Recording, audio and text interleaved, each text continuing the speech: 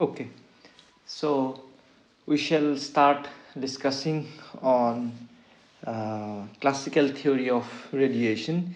As you can see, if you go back to your the course plan that I have shared in your Google Classroom, you will see that this is a second unit of your syllabus. However, in a broad sense, we will discuss about now classical theory of radiation. Okay, where we'll discuss about mainly the for this lecture, and then few lectures we'll try to cover this unit. Okay, and in this particular video we'll talk about properties of thermal radiation, and then some useful definitions that which we will be using to study radiation, meaning the various theories and various phenomena associated with radiation. Here mainly we'll study black body radiation, and then to start, one of such law is Kirchhoff's law. Okay, so let's start our discussion on classical theory of radiation. All right, so everyone now knows about this fact, right?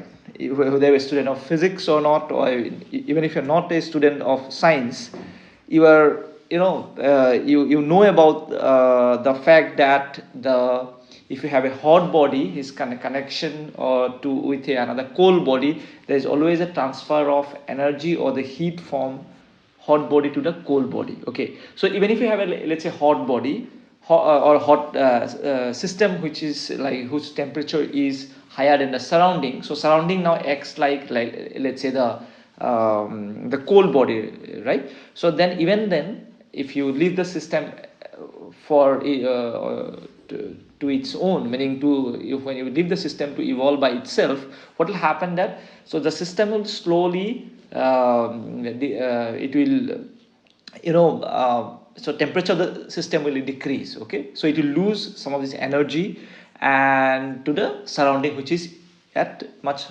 let's say it is in the temperature, meaning it is at lower temperature. So so then what happens? So if you have a hot body and a cold body, so the heat transfers from a hot body to cold body. It is in all normal processes, or in all normal natural processes. We are very familiar with this. So here is an image which you can see in our every household activities, or meaning in every household, such that which depicts the modes of transfer of heat. Okay, so there, as you all know, so this is a very basic stuff. Okay, you all know about these things.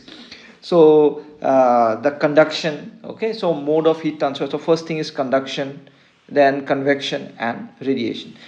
Just let's now try to rewind ourselves or recap ourselves. What does these terms mean? Okay, so first, conduction. So the heat conduction, or the mode of conduction, meaning the how heat transfers, so it needs first of all a medium. Okay, so here, so you have a fire here down, okay, which is transferring heat to this. So we are trying to boil the water here, which is kept on a container, let's say some metallic container. So here is this handle of the container, which is made up of metal, maybe, okay, or a substance which is thermally conducting. So what happened? The heat transfers from one place, so from, let's say, from here, the bottom of the container, to through the material to the handle, let's say. Okay, so now if heat transfers in this way, where that actually the molecules or the atoms of the container is not transferring, but it is transferring heat in some other means. Okay, so in such type of the heat transfer happening in this way is known as conduction. Okay, actual molecules are not being transferred, but its energy is being transferred from the one atom to the other atom. Okay, so normally it happens to the vibrations of the molecules. Okay, the second thing is convection. So as you can see, as we are trying to heat up the water, so the molecules of the water which is lying in the bottom of the container here, okay, so let me use some other color. Okay, so here these molecules, okay, so these molecules receives heat from the fire down, right, and they get heated up, so then they become light, so they move as it is depicted by this arrow, okay, sorry, this arrow, okay, so these light molecules move up, and then colder molecules of water being heavier, they come down. Okay, so the heat transfer in this process happens through actual movement of the molecules. Okay, so this process is known as convection. And then other modes of heat transfer is radiation, which we are familiar with. Okay, so basically it emits some kind of waves, okay, some electromagnetic waves, okay, which doesn't need any medium, so no medium is required to transfer of this. Okay, but earlier this convection and conduction, for both mode of heat transfer, you need a medium to carry the heat from one place to the other, or one point to the another point. Whereas for the radiation, meaning the fact that if you stand in front of a fire, you need not actually touch the fire to feel the heat. Okay, even if you're standing, let's say a few meters away from the fire, depending on the size of the fire, you will feel the warmth of the fire, or you will feel the heat. Okay, even from the far distance. So how do I get the heat? It actually, there is some kind of thermal radiation being emitted by the fire, so that comes and hits your body. Okay, and our skin is very sensitive to the heat radiation, so it can feel heat. In fact, the thermal radiations cannot be detected by eye, or in fact the even with photographic plate. Okay, so we'll talk about this little later. You need another instruments or devices to measure the heat radiation, or to detect this thermal radiation. Okay, so the thermal radiation, even if so, it's basically a substance or a body which is at, let's say, much higher temperature than the surroundings. Then this heated up body, a hot body, it releases certain some radiation that is called as thermal radiation. Okay, so and this radiation is a part of the electromagnetic spectrum. Okay, so its wavelengths fall in the region, mostly predominantly it is in the region infrared region. However, it contains both visible as well as some part of ultraviolet as well. Okay, we'll talk about it. So properties of thermal radiation. So Maxwell had defined that thermal radiation is defined as the transfer of heat from a hot body to cooler body without appreciable heating of the intervening medium. Okay, so this is crystal clear, I feel. Okay, so I have noted down few of the properties, that this is not end of it, you can add some more. Basically, thermal radiation is it's a electromagnetic in nature, and it has got all properties of the electromagnetic the waves that we know about it, basically the light. Okay, and similar to light, it travels through empty space with velocity of light 3 into 10 to the power 8 meter per second.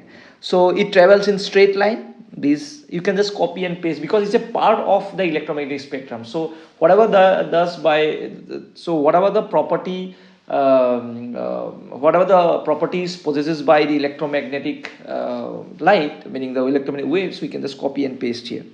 And it obeys law of inverse square, meaning it, as you all know, the intensity of light it falls as 1 by r square. In that case, the intensity as the distance from the source of the radiation increases, your intensity drops. Okay, so with increasing the distance, the intensity also decreases.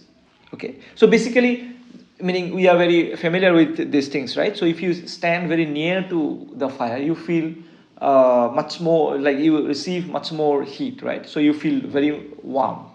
But however, if you come little away from that position, or away from the fire, then you slowly the warmth of the fire goes on decreasing as you come away from the fire. Okay, so similar to light, this thermal radiation also exhibits reflection, refraction, interference, diffraction, and polarization. Okay, as I said just few seconds back, the infrared region of the electromagnetic spectrum is, meaning the thermal radiation falls within that infrared region predominantly, with the wavelength going from this to this. However, the thermal radiation also consists of entire part of the visible spectrum and also some part of the ultraviolet radiation. Okay, so the ultraviolet wavelength. Okay, so as I said, the thermal radiation cannot be detected by eye. Okay, neither it can be detected by photographic plate. So we need a device like bolometer and thermopile, which basically, by some means converts this thermal energy to electrical energy. Whereas in bolometer, it's the change in temperature can be directly related to change in the resistance. Whereas in thermopile, it uses the concept of thermocouples, okay, which generates potential, meaning the so electric potential. Okay, basically it converts thermal energy to electrical energy. All right, so next we'll talk about some of the useful definitions that we'll be using to understand radiation. Okay, so first thing is total energy density. So I request you to kindly go through, there are 5 or 6 of these definitions, because this will be useful. We will be using these terms very frequently in this video as well as in the following videos to this. Okay, so that's why I request you to pay the attention to what exactly the meaning of these definitions are. Okay, so total energy density, what does it mean? Total energy density of radiation at any point is a total radiant energy per unit volume around that point for all wavelengths taken together. So a few things which you have to keep in mind while as I will try to define some of these terms. Okay, so one thing is energy, the energy of the radiation, whether it's for all wavelength or for a particular range of wavelength, whether it's per unit volume or per unit surface area, okay, and per unit time. So what these terms are coming up, please keep in mind. Okay, so yes, for this, suppose you have a point in a space. Okay, so the total energy at this total energy of the radiation at this point, suppose if it is, so we can think about a system. Okay, sorry, let's say I consider a system like, and there is a point lying here, right? So if I calculate out the energy being present around that point, okay, and then whatever, so if I take a volume around that point, okay, and calculate the total energy present around that point, and I divide it by the total volume of that I have considered for calculating the energy. Okay, so then I can calculate this total energy density. So it's a density, so energy, okay, so the energy per unit volume. Okay, so that's why the SI unit is what? Joule per meter cube. Okay, so please keep in mind this. Okay, so total energy density of the radiation at any point is a total radiant energy per unit volume around that point for all wavelengths taken together. So this is another important which I missed out. Okay, so this is for all wavelengths. So you have to calculate the total energy for entire spectrum of the wavelength. Okay, all right, so this energy that you're calculating around that point, you have to consider all wavelength. Okay, so energy per unit volume for all wavelength taken together is total energy density. Okay, let's move on to the second point, spectral energy density. Okay, let's try to see what it is. So spectral energy density for a particular wavelength is the energy per unit volume per unit range of the wavelength. So earlier what we had, for all wavelength, meaning the energy per unit volume for all wavelength was total energy density. Now spectral energy density is what? Again, it's a total energy or the energy density for a particular wavelength is the energy, okay, energy per unit volume for, meaning for a unit range of, let's say, d lambda range of wavelength. So earlier we had considered for all wavelength, now we are not considering for all wavelength, we are considering for a particular range of, a unit range of wavelength. Okay, so this is spectral energy density. Okay, so when we consider total energy density, you consider for all wavelength, whereas for spectral energy density for energy per unit volume for per unit range of wavelength. Okay, let's come to the third point, total emissive power or emissivity. Okay, be a little careful about these words. Okay, it is the radiant energy emitted per unit time per unit surface area of the body for all wavelength taken together. So radiant energy emitted, so emissive power meaning a object or a body is releasing or emitting radiation. Okay, so radiating energy, let's say. Okay, so that emitted energy, if we take per unit time, okay, this is per unit time per unit surface area. So if I have a, let's, for all purpose, I'm just drawing here some kind of, it is not circular, but imagine it to be somewhere near to a circular object. Okay, so then this body is, let's say, releasing, okay, so emitting an radiation. So I have a part of, let's say, this area which is I'm considering now for, and this is radiating all our radiation, let's say. So how much of energy being emitted by this object per unit time per unit surface area. Surface area, it will, so this object will have one surface area, right, for all wavelengths taken together. So this, you will see that depending upon the temperature, it will, there will be a predominant some wavelength being emitted by the substance or by the body, but for time being, just you understand this term. Okay, total emissive power is what? Is the radiant energy emitted per unit time. So whenever you have power, energy per unit time, right? Work done per unit time. So from there you can get this energy. So the power is coming from there. You can think about radiant emitted per unit time per unit surface area. Okay, and this is taken for all wavelengths. Okay, then we can almost guess what is coming up next, right? That is spectral emissive power. That emissive power, just we have discussed, if it happens for per unit range of wavelength, is your spectral emissive power, isn't it? So spectral emissive power of a body at particular wavelength is the radiant energy emitted per unit time per unit surface area of the body within a unit range of wavelength, isn't it? So in the total emissive power was what? Radiant energy per unit time per unit surface area for all wavelengths taken together. Now if you take only for particular unit or particular range of wavelength, then it becomes spectral emissive power. And for a perfect black body, we'll discuss more on this, what black body is. Okay, so for time being, just take it for granted, let's say. For a perfect black body, this emissive power is maximum and is denoted by capital E lambda. Okay, just you make a note of this. All right.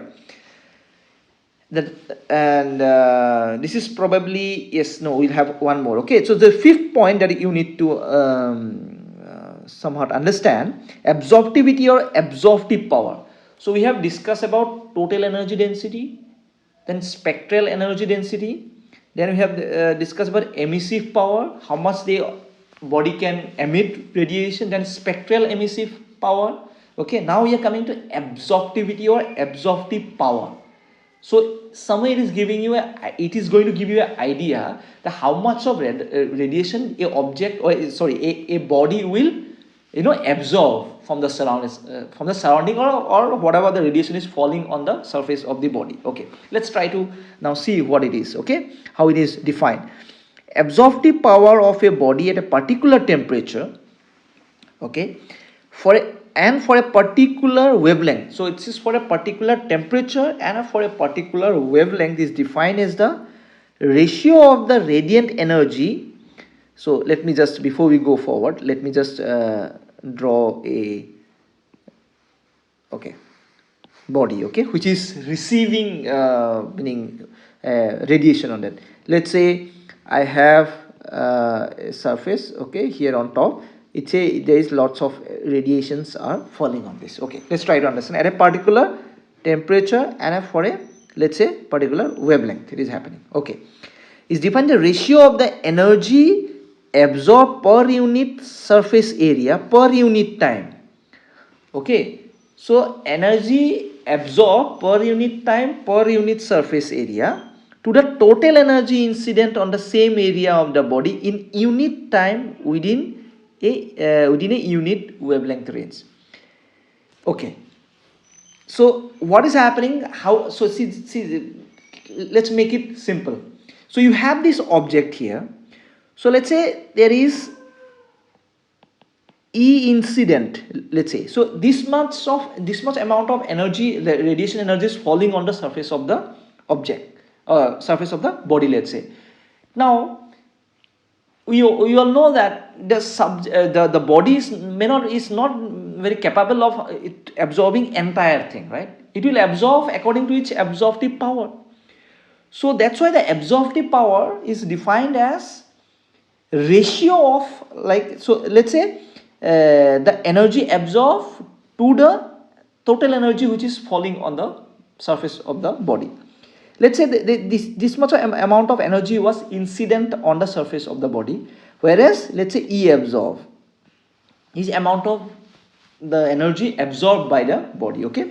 So then absorptive power is defined as the ratio of the radiant energy absorbed. So the absorptive power A lambda is given as the ratio of E absorbed by E incident.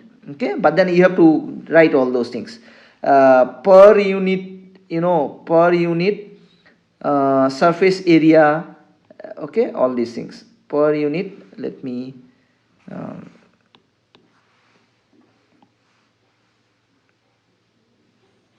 just wait. I need to shift these things so that I can write it clearly. So so you have to write per unit surface area, then per unit time for that delta d lambda. So the absorptive power is what? Is a ratio of the energy, the radiant energy absorbed by the body to the total energy that which was incident on the same area. So you cannot be like, consider somewhere else. So for calculating the absorptive power. And the same area of the body in unit time within unit wavelength. I hope things are clear. So this is a emissivity was what? Radiant, the energy which was emitted by the body, emissive power I'm talking about, is the amount of energy radiated or emitted per unit time per unit surface area of a body for a unit wavelength, unit range of wavelength. That was emissive power. Absorptive power is what? Is a ratio of the energy which is absorbed by the object, absorbed by the body to the total energy incident on the same area per unit time per unit surface area for a unit wavelength range. And from this to and which is represented by this A lambda. And from our understanding as in there, so this is your, so these two relations we can very clearly see, right?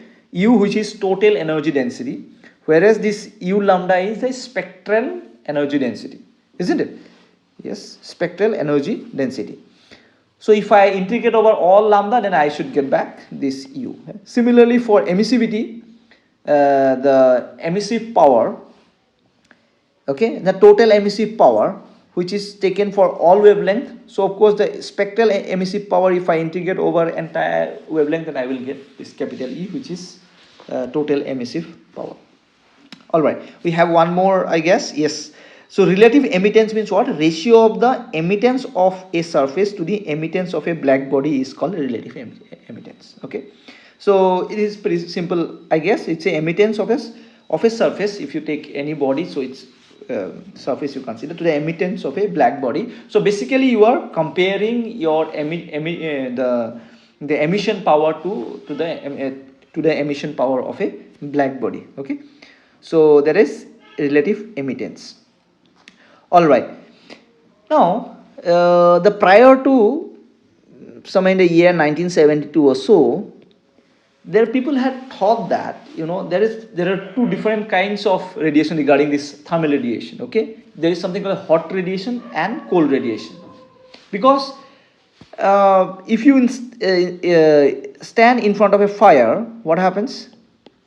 If someone is, let's say, standing in front of a fire, so it receives the hot radiation, so-called hot radiation, because you feel very warm in front of the fire. Okay, and you feel hot in that sense. So then if you, let's say, you have a ice block. Okay, you have an ice block and you are standing in front of them. Okay, so what will happen? You will start feeling cold in there. So people were in that notion that when you stand in front of a fire, you receive hot radiation, whereas if you stand in front of an ice block, then you receive cold radiation.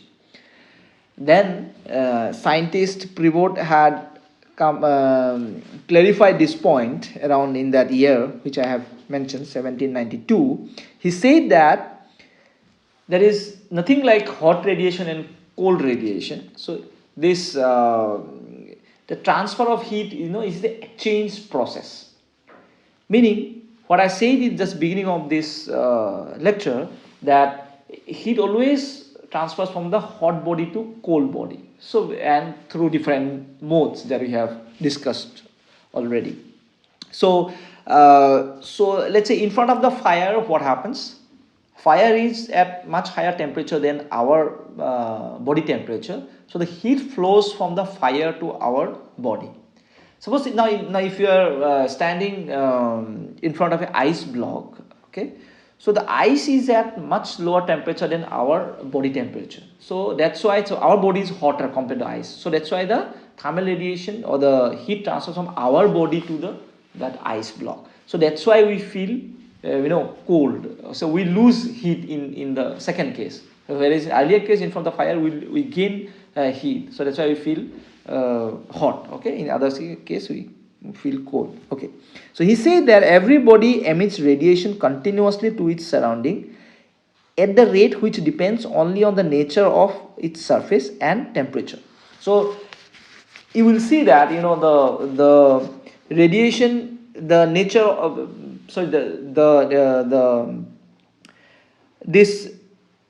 the rate of radiation, okay, or the quality or the quantity of radiation mainly depends on the two factors. One is nature of this surface which is emitting the radiation. Another thing is the temperature of the surrounding, or the temperature at which this body which is emitting is kept. And at the same time, it receives the radiation from surrounding at the rate depending on the surface and temperature of the surrounding. Okay, so a body, as he said, continuously it is receiving and as well as emitting the radiation depending upon the temperature and nature of the surface. Okay, so whatever I explained just few minutes back, if you stand in front of the fire, you feel hot. The same thing is being explained in a very different way. All right. So having understood the concept of radiation, there is only one kind. There is nothing like hot radiation and cold radiation. It's just a matter of fact that whether our surrounding temperature is hotter in our body or cooler than our body, accordingly we'll feel, we'll lose heat or we'll gain heat. Okay. Next we talk about the black body. Okay, black body and black body radiation is the major discussion of this unit. Okay, so a perfect black body is one which absorbs totally all the radiation of any wavelength which fall on it.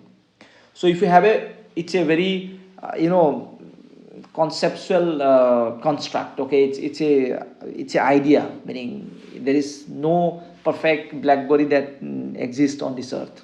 Okay, so so how do you define a black body? So black body is that one, so it's a body which absorbs all radiation that it falls, all radiation of any wavelength that which fall on its surface, it absorbs everything on that. Okay, so in practical example we have that lamp black and platinum black. There are two substances which can be thought of a nearly perfect black body, which absorbs somewhere around 96% to 98% of the light is being absorbed by these substances, whatever the radiation falls on this. Okay, so and another very important thing about black body is that it's not necessarily it has to look black, meaning you will see what we will try to discuss. Okay, even though it's, of course it will look like black in some sense, that it absorbs all the radiation, but then one law will say that good absorbers are good emitters as well. So then you will see what is coming up.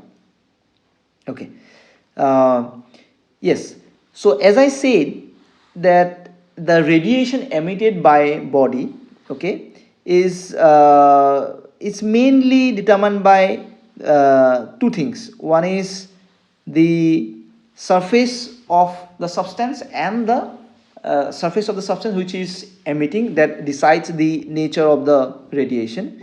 And then the amount of radiation per unit area per second is decided. As you can think about, these two properties of the radiation is decided by the nature of the meaning the surface and the temperature of the surrounding. Okay, basically this decides quality. This is related to quality of the radiation, and this is quantity of the radiation. Okay, so when I have if you keep a body in a temperature enclosure, let's try to draw one temperature enclosure. Let's say, okay, it is made up of, okay, let's see what I'm trying to do. Okay, so I have here's a temperature enclosure which is made up of walls. Okay, so where a temperature can be maintained a constant value within this. Okay, so it needs to have a small hole to be called as black body. Okay, let's say I have a small hole. It has become very big. Okay, let me just make it bigger. Then okay,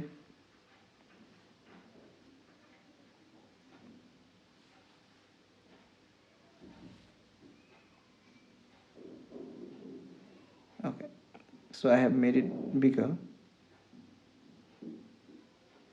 Okay, and let's say there is small hole from where the radiation can enter, or it can go away, or it can emit. Okay, okay, so now if let's say, so as I said, if I have a black body or any body which is emitting radiation, each that radiation depends on the nature of the material, right? And also the temperature at which this object is kept. Okay, and how much it is releasing how much of energy it is being radiated in terms of in terms of the radiation is decided by the temperature. So let's say if I keep this object, okay, inside this temperature enclosure, okay, and I make sure that the walls of this walls of this temperature enclosure is non-conducting. Let's say I can make this non-conducting. What will happen? The radiation that is coming out from here, okay, will depend only on the temperature of the enclosure. So this is an isothermal enclosure, okay, so which can be maintained at constant temperature. Okay, so and this so the radiation that is coming out okay, from this temperature enclosure will be independent of the nature of walls of this enclosure and as well as the nature of the substance or the surface of the body, isn't it? So I have taken out the nature of the meaning the walls of the enclosure as well as the surface of the body which is kept, which is releasing or which is emitting energy. So then whatever the radiation comes out of this enclosure depends only on the temperature, okay. Such radiation is called as black body radiation. Black body radiation, okay. So you have to keep in mind, okay. So for black body radiation, the radiation depends only on the meaning the temperature of the enclosure, okay. Keeping this thing in mind, let's try to start our first technical discussion on the radiation, that is on Kirchhoff law, okay. So the statement of the Kirchhoff law is that ratio of the emissive power to the absorptive power of a given wavelength at a given temperature is same for all bodies and it is equal to the is missing, then it is equal to the emissive power of a perfect, meaning, okay, perfect black body at that temperature, okay. Let's try to understand this statement. So if I have, let's say, one body, let's say I have another body, okay, I have, let's say, one more body, okay. So I number it, this is, let's say, 1 2 3. So let's say all these three bodies are emitting radiation and also it is receiving and it is absorbing radiation, and all these are maintained at a given temperature. So all are maintained at, let's say, same temperature. All these three bodies are kept at some, let's say, thermal connected to thermal reservoir, so all are maintained at T is same for all, the bodies, okay. So if you do that, so this 1 2 3, these three bodies which are having different surfaces, so material is different within each of these bodies, okay. So the ratio of the emissive power we are accustomed with, right? Emissive power to the absorptive power is saying that given for a given wavelength, for a particular wavelength, is same for all bodies. So if you take emissive power, this ratio for object 1, same ratio if you take it for object 2, well, all of them will be equal. Okay, so that's what the statement of Kirchhoff's law, and which is equal to, this will be equal to the emissive power of a perfect black body, which is, we will see that emissive power of a perfect black body, equal to emissive power of the perfect black body at temperature.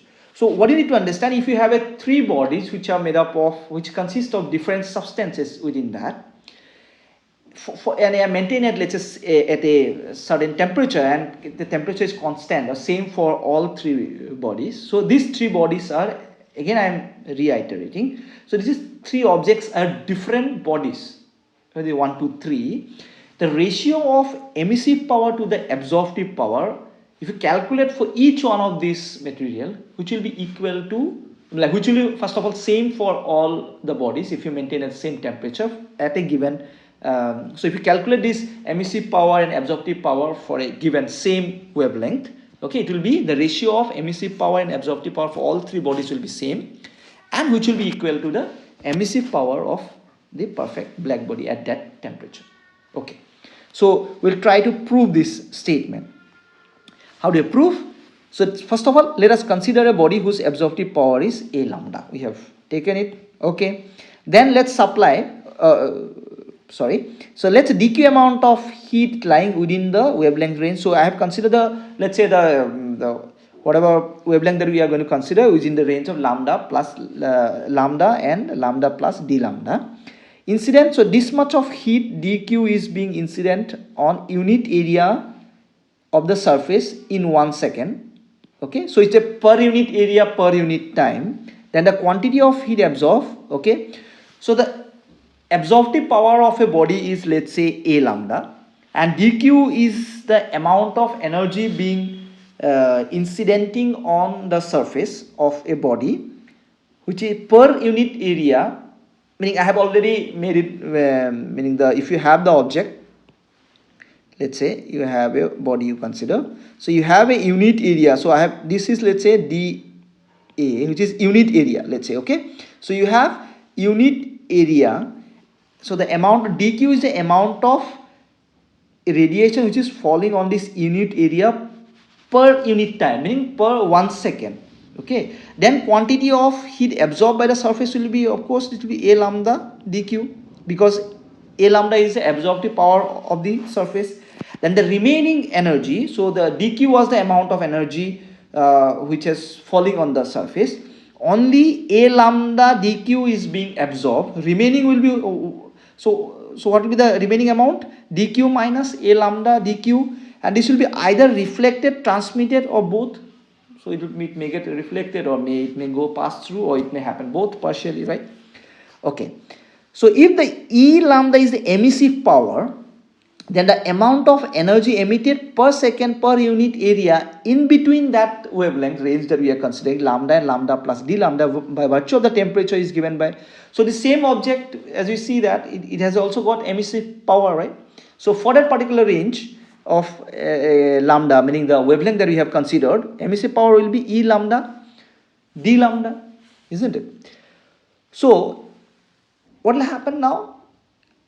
This object which you consider, there is some energy is falling on it, some part is absorbing, some part is getting transmitted or reflected, or maybe happening both, and this object or this body is also emitting radiation, right, after getting absorbed, or whichever way, right. So it is maintained at certain particular temperature, so it is radiating energy. So what will happen?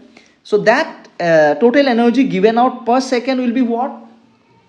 What about the left out energy, which is, there is the energy which was reflected, transmitted, or both case was happening, plus this emitted radiation, right?